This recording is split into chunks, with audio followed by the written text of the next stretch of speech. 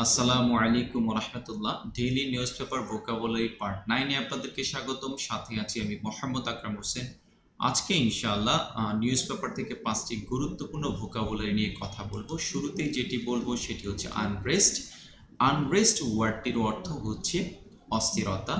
আমরা এই ওয়ার্ডটিকে যদি একটু ফ্রেজে দেখি, পলিটিক্যাল আনরেস্ট অর্থাৎ রাজনৈতিক অস্থিরতা। এখন এই আনরেস্ট ওয়ার্ডটিকে আমরা একটু সেন্টেন্সে দেখব। পলিটিক্যাল আনরেস্ট, রাজনৈতিক অস্থিরতা, is one of the major obstacles অর্থাৎ অন্যতম প্রধান বাধা to our countries sustainable development, আমাদের দেশের টেকসই উন্নয়নের পথে বা আমাদের দেশের টেকসই উন্নয়নের জন্য।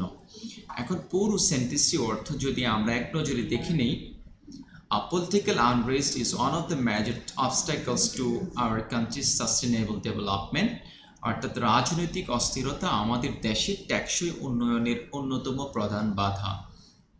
তারপরে যে ওয়ার্ডটি সেটি হচ্ছে ভিজিল্যান্ট। ভিজিল্যান্ট ওয়ার্ডটির অর্থ হচ্ছে সতর্ক বা সচেতন।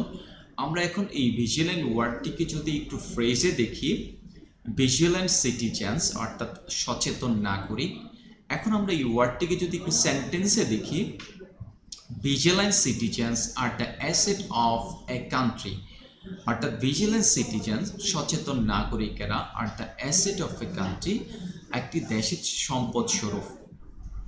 এখন পুরো সেন্টেন্সের অর্থটি যদি আমরা এক নজরে দেখে নিই, vigilant citizens are the asset of a country, সচেতন নাগরিকেরা দেশের সম্পদ। তারপরে যে ওয়ার্ডটি সেটি হচ্ছে ক্যাপিটালাইজ। ক্যাপিটালাইজ ওয়ার্ডটির অর্থ হচ্ছে সুযোগকে কাজে লাগানো। এখন আমরা যদি ফ্রেজে এই ওয়ার্ডটি একটু ব্যবহার দেখে নেই, capitalising the human resources. Capitalising the human resources অর্থাৎ মানব সম্পদকে কাজে লাগানো। এখন আমরা এই ক্যাপিটালাইজ ওয়ার্ডটিকে যদি একটু সেন্টেন্সে দেখি, it is high time to capitalize, এখনই উপযুক্ত সময় টু ক্যাপিটালাইজ অর্থাৎ কাজে লাগানোর অন আওয়ার হিউজ পপুলেশন, আমাদের বিশাল জনসংখ্যাকে কাজে লাগানোর এখনই উপযুক্ত সময়।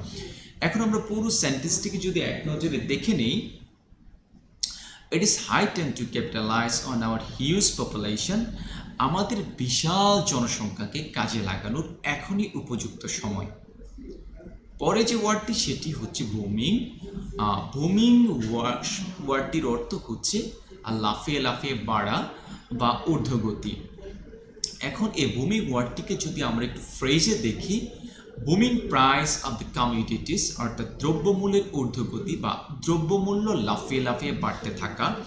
এখন আমরা এই বুমিং ওয়ার্ডটিকে যদি একটু সেন্টেন্সে দেখি, ডেসপাইট মেনি অ্যাটেম্পটস, অনেক পদক্ষেপ নেওয়ার সত্ত্বেও, টু প্রাইস কন্ট্রোল অর্থাৎ মূল্য নিয়ন্ত্রণে অনেক পদক্ষেপ নেওয়া সত্ত্বেও, the price of daily commodities, নিত্য পণ্যর দাম ইজ বুমিং, ক্রমেই বাড়ছে, লাফিয়ে লাফিয়ে বাড়ছে।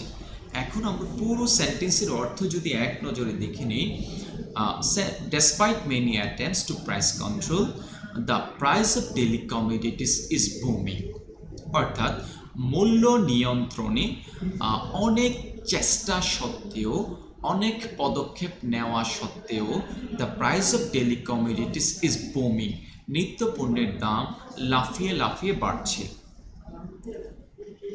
পরে যে ওয়ার্ডটি দেখব সেটি হচ্ছে কার্টেল। কার্টেল শব্দের অর্থ হচ্ছে হ্রাস করা বা কমানো।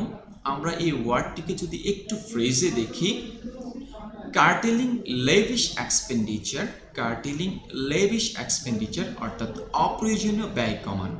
এখন এই কার্টেল ওয়ার্ডটিকে আমরা একটি সেন্টেন্সে দেখব। আমরা দেখতে পাচ্ছি কার্টেলিং লেভিশ এক্সপেন্ডিচার অর্থাৎ অপ্রয়োজনীয় ব্যয় কমানো ইজ দ্য বেস্ট ওয়ে, সর্বোত্তম পন্থা টু ইনক্রিজ দ্য সেভিংস অর্থাৎ সঞ্চয় বৃদ্ধি।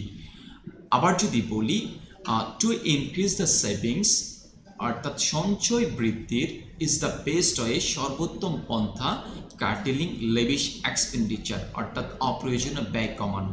এখন পুরো সেন্টেন্সটিকে যদি এক নজরে দেখে নিই, curtailing lavish expenditure is the best way to increase savings, সঞ্চয় বাড়ানোর সর্বোত্তম পন্থা হলো অপ্রয়োজনীয় ব্যয় কমানো।